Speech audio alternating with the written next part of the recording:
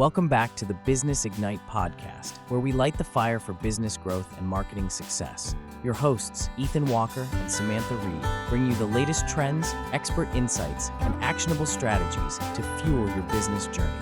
Let's ignite your potential. Okay, so have you ever stumbled on a website and visually it's amazing? Sleek, beautiful, all that. Oh, yeah. But then you try to use it and it's impossible.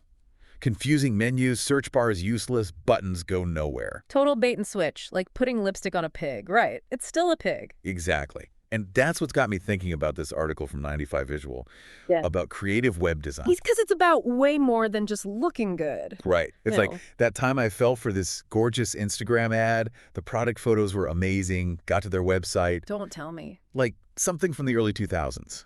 Clunky, confusing. And that first impression is everything. Especially these days, online. Your website, IS your storefront. So true. Yeah. I'll admit, I've judged businesses before based on their website alone. And if it's not working on my phone. Which is a perfect example of what this article dives into, that whole mobile-friendly thing. It has to be seamless on a phone. Navigation, text, fast loading. Everything. People basically live on their phones now. Shopping, booking. Even if it's just, researching something. If your site isn't made for that, you're cutting out a huge chunk of potential customers. It's not just annoying, it's bad business. Imagine trying to buy something, but the checkout is a nightmare on your phone. Money left on the table, literally. Ouch, yeah. Okay, so we've got the first impression, mobile friendliness. What other hidden things do we need to think about? Well, the article talks about this, and it's so overlooked. Keeping your site up to date. You can't just launch it and forget about it. Oh, like those jeans you love, but they're 10 years old. They were cool once. Exactly. Web design changes so fast. What was once cutting edge is now. Like that old website with the flash animation. Screaming we haven't updated since, 2005. So bad.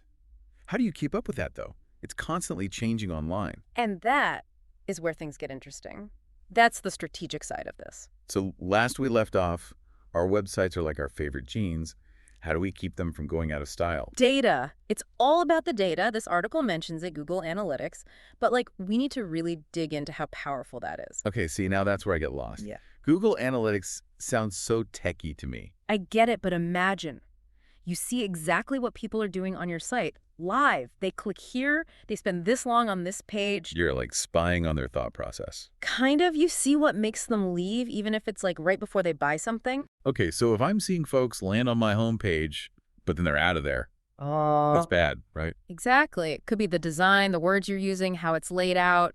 Something's not clicking. So instead of guessing, I look at the analytics, and it tells me. It takes the guesswork out of it. You refine, you tweak, and suddenly your site is a well-oiled, customer-converting machine. Data is king, huh?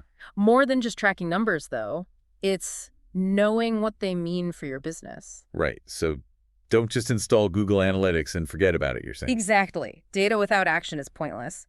But combine that data with great design. And that ties into something else this article talked about, right?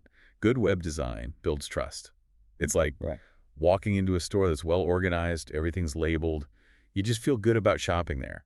100%. A well-designed site is like that. It tells people you care, you're professional. It's like you walk into a hotel room and it's perfect. Everything's clean, it's welcoming. You instantly relax.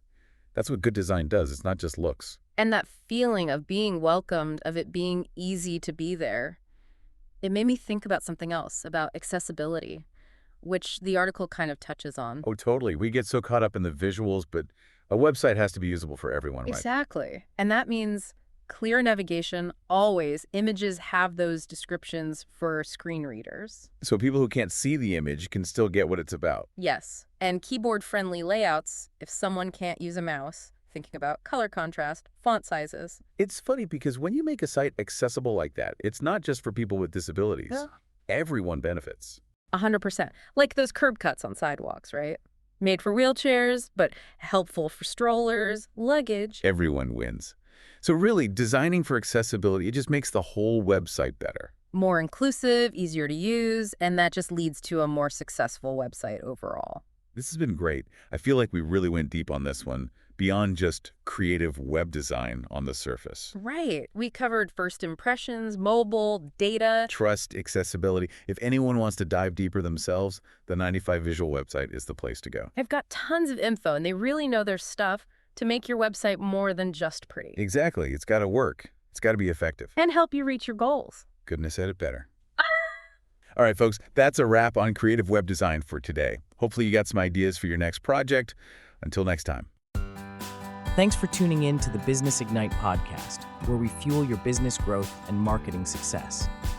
If you enjoyed today's episode, be sure to rate and review us. It does help others find the show.